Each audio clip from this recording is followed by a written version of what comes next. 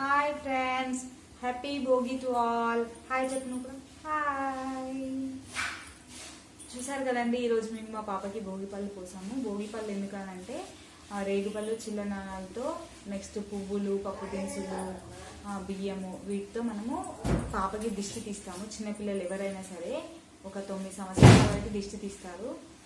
ఈ దిష్టి తీస్తే ఏంటంటే పిల్లలు ఇంకా సంవత్సరాంతం ఆయుష్మాన్ ఆరోగ్యంగా ఉంటారు అని చెప్పేసి ఈ దిష్టి తీస్తాము. సో మీరు కూడా మీ పిల్లలకి దిష్టి తీసినట్టయితే కింద కామెంట్ బాక్స్లో కామెంట్ చేయండి. Please subscribe my channel. ఏమైంది? హ్యాపీ భోగి అని చెప్పు. Happy Bhogi, advance happy Sankranti to all. అవి మళ్ళీ సంక్రాంతి వీడియో అప్లోడ్ చేస్తామండి. Please stay tune.